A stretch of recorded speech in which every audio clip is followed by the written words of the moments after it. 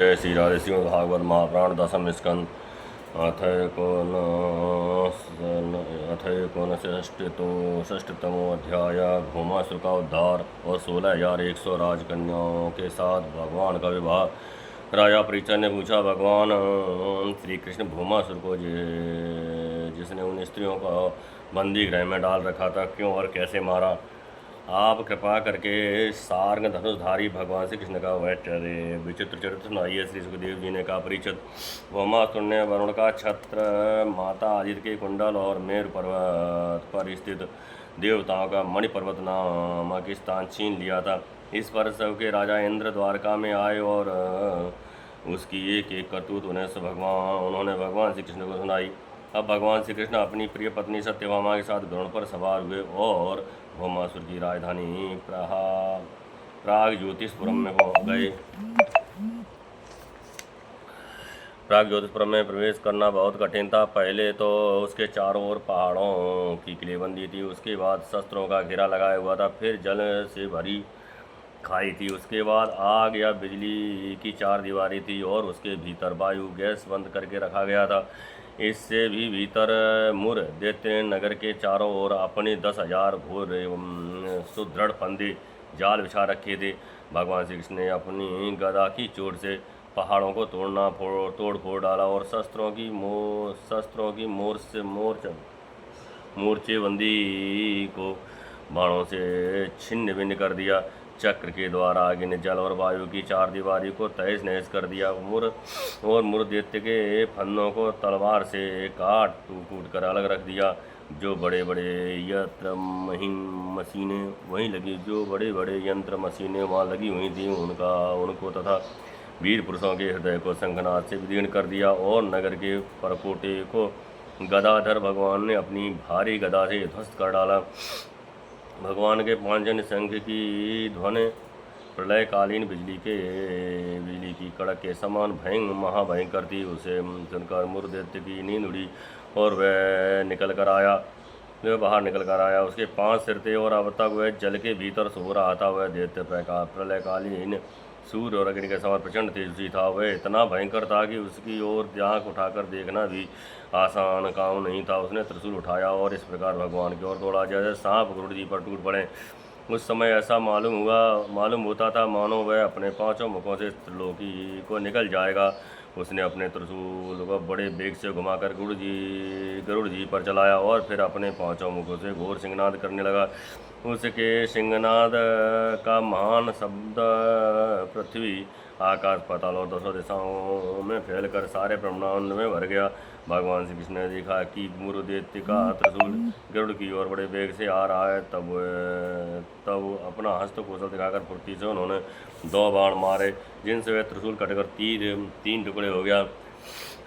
इसके साथ ही मुर दैत्य के मुख में और भी भगवान ने बहुत से बाण मारे। इससे वह दैत्य अत्यंत क्रुद्ध हो उठा और उसने भगवान पर अपनी गदा चलाई, परंतु भगवान श्री कृष्ण ने अपनी गदा के प्रहार से मुर दैत्य की गदा को अपने पास पहुंचने के पहले ही चूर चूर कर दिया। वह अस्त्रहीन हो जाने के कारण अपनी भुजाएं फैलाकर श्री कृष्ण की ओर दौड़ा और उन्होंने खेल में चक्र से उसके 5 सिर उतार लिए। सिर कटते ही मुर दैत्य के प्राण पखेरु उड़ गए और वह ठीक वैसे ही जल में गिर पड़ा जैसे इंद्र के वज्र से शिखर कट जाने पर कोई पर्वत समुद्र में गिर पड़ा हो। मुर दैत्य के 7 पुत्र थे, ताम्र, अंतरिक्ष, श्रवण, विभावसु, वसु, नभस्वान और अरुण। ये अपने पिता की मृत्यु से अत्यंत शोकाकुल हो उठे और बदला लेने के लिए क्रोध से भरकर शस्त्रास्त्रों से सुसज्जित हो गए और तथा पीठ नामक दैत्य को अपना सेनापति बनाकर भौमासुर के आदेश से श्री कृष्ण पर चढ़ाए। वहाँ आकर बड़े क्रोध से भगवान श्री कृष्ण पर बाण, खड़ग, गदा, शक्ति और त्रिष्ट्य और त्रिशूल आदि प्रचंड शस्त्रों की वर्षा करने लगे। परीक्षित, भगवान की शक्ति अमोघ और अनंत है। उन्होंने अपने बाणों से उनके कोट शस्त्रास्त्र तिल तिल करके काट गिराए। भगवान के शस्त्र प्रहार से सेनापति पीठ और उसके दाएं सभी दैत्यों के सिर, जांघें, भुजा, पैर और कवच कट गए और उन सभी को भगवान ने ही घर पहुंचा दिया। जब पृथ्वी के पुत्र नरकासुर भौमासुर ने देखा कि भगवान श्री कृष्ण के चक्र और बाणों से हमारी सेना और सेनापतियों का संहार हो गया, तब उसे असहाय क्रोध हुआ।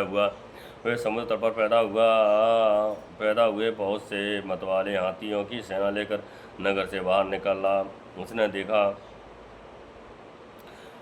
देखा कि भगवान श्री कृष्ण अपनी पत्नी के साथ आकाश में गरुड़ पर स्थित हैं, जैसे सूर्य के ऊपर बिजली के साथ वर्षाकालीन में श्याम मेघ शोभायमान हो।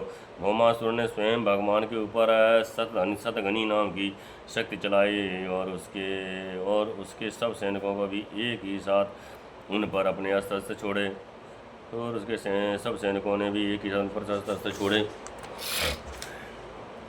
अब भगवान श्री कृष्ण भी चित्र विचित्र पंख वाले तीखे बाण चलाने लगे।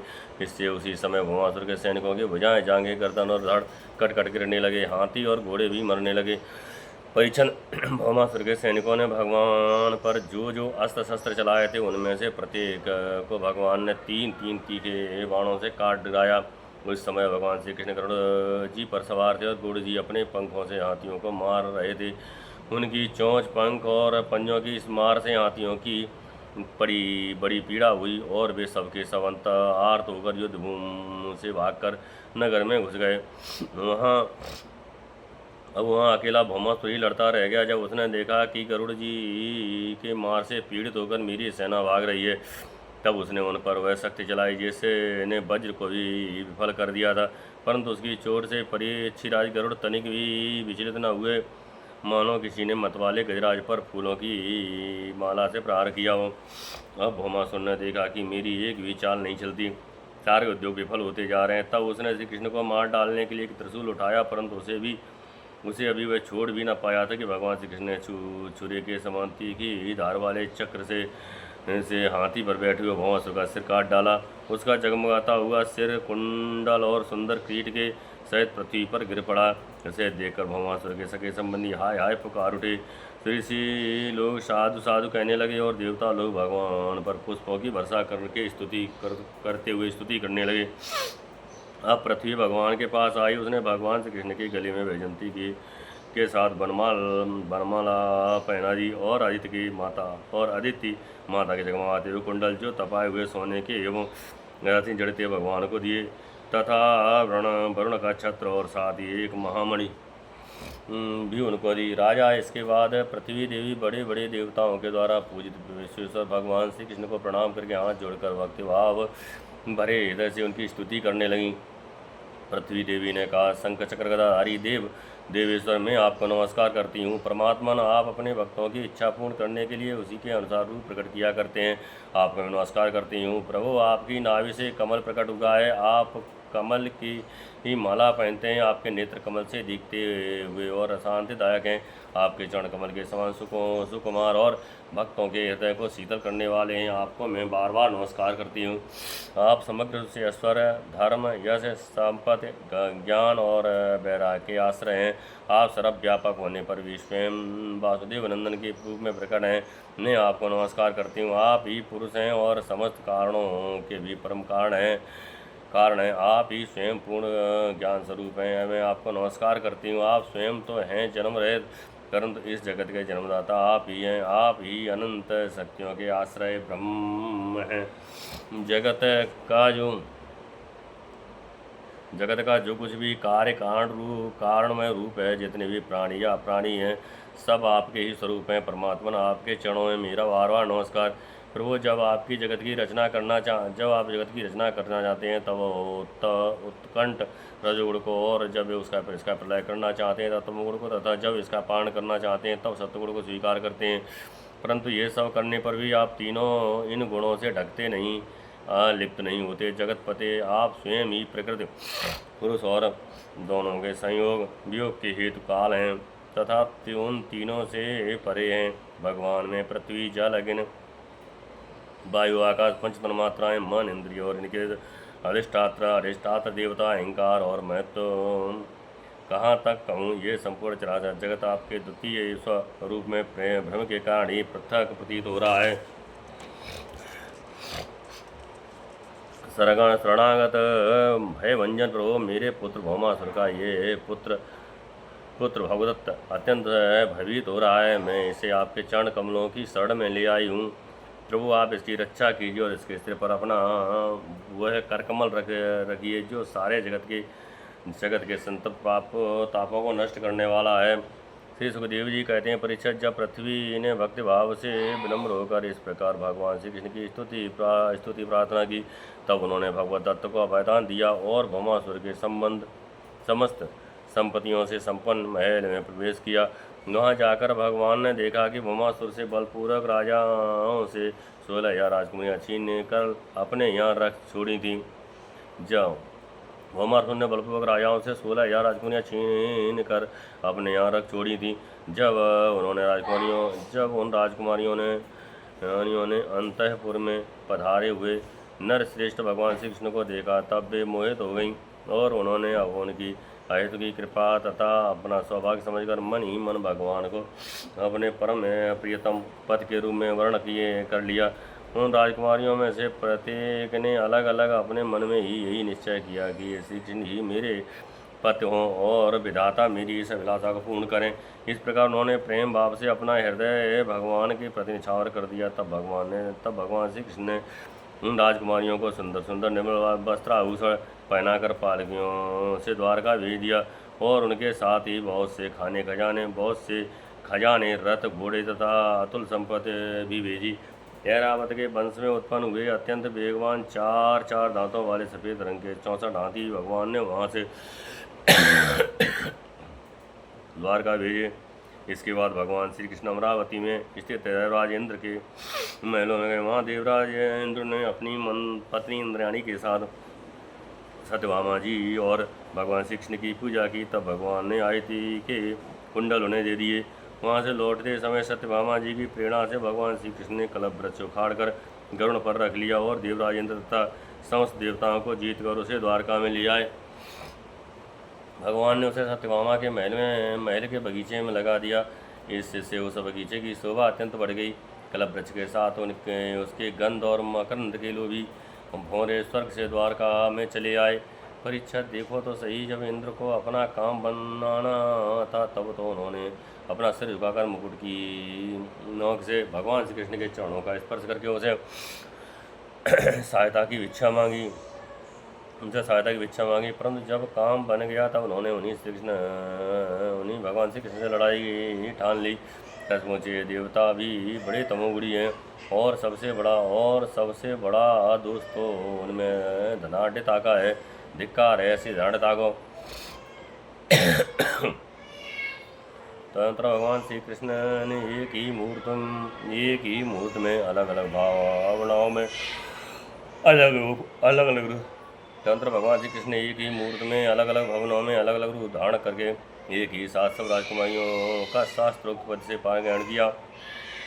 सर्वशक्तिमान भगवान के लिए इसमें आश्चर्य की कौन सी बात थी। परीक्षित भगवान की पत्नियों के साथ अलग अलग महलों में ऐसी दिव्य सामग्रियाँ भरी हुई थी जिनके बराबर जगत में कहीं भी और कोई भी सामग्री नहीं थी। फिर अधिक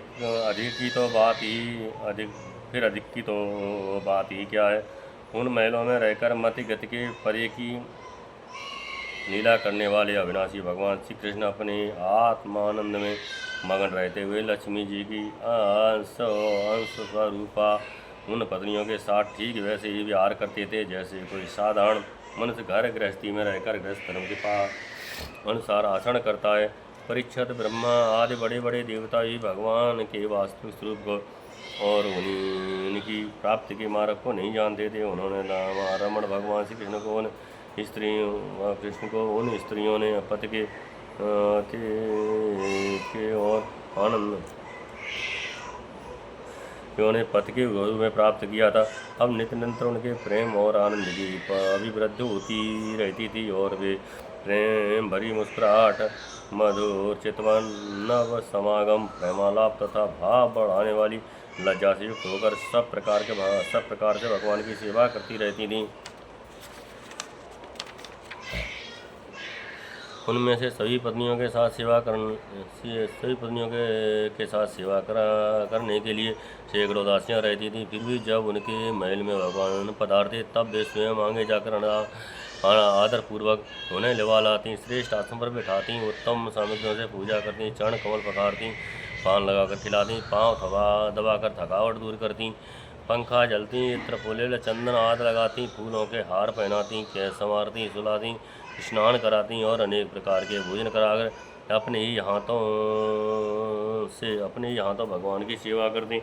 इस श्रीमद्भागवते महापुराणे परमहंसायां संहितायां दशम स्कंदे उत्तरार्धे परिजात हरण नरको वधो नाम एकोनषष्टितमोऽध्याय। जय जय श्री राधे।